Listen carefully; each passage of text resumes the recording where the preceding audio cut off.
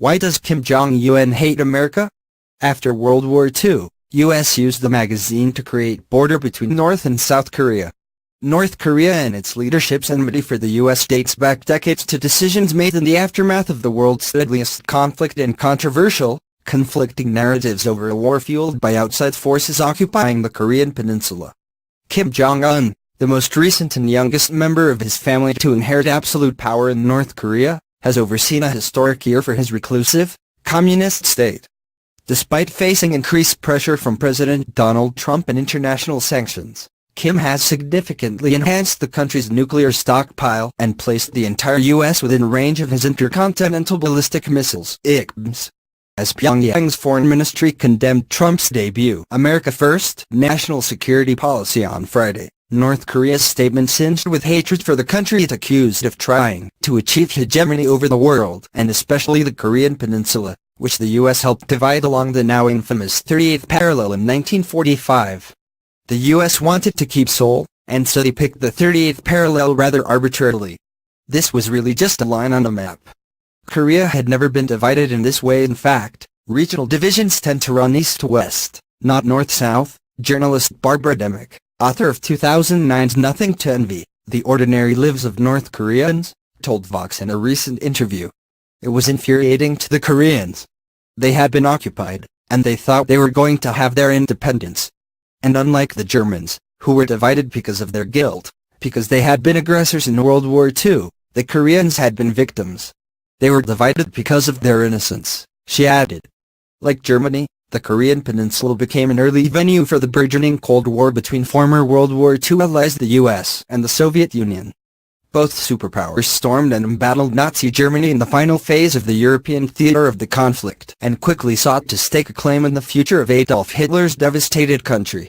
The outcome was a complex division of US-backed West Germany and Soviet-backed East Germany, with the capital of Berlin being further divided into four zones of influence held by France, the Soviet Union, the UK and the US. The three Western powers later consolidated their zones in the face of tensions with the communist side, but conflict was avoided.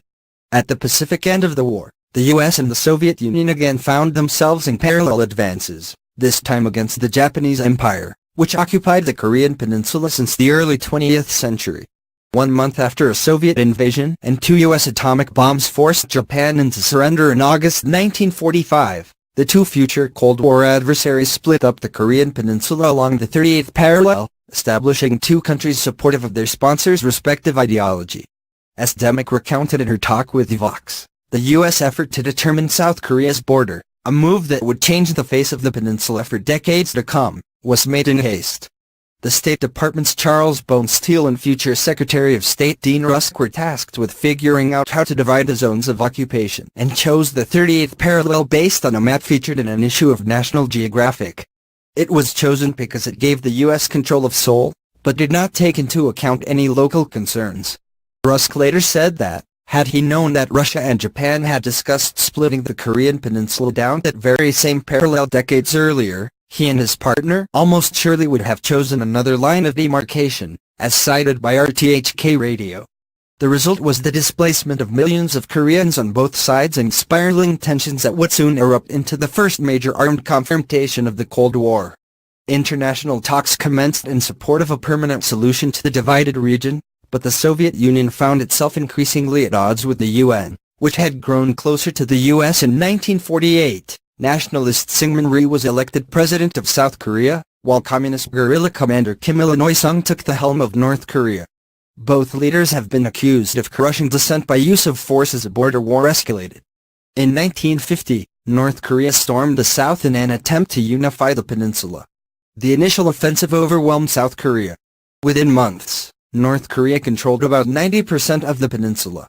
These gains were reversed by a direct intervention by US and UN troops, who then pushed North Korea back across the border, only to be again beaten back by an October 1950 Chinese intervention, which left both forces roughly along the 38th parallel once again. The war dragged on for nearly 2 more years, amassing more casualties, but few advances for either side. In July 1953, the two parties signed an armistice ending hostilities. Like the initial 1945 division of the peninsula, the agreement was intended to be a temporary measure, but did little to diffuse animosity, especially for North Koreans.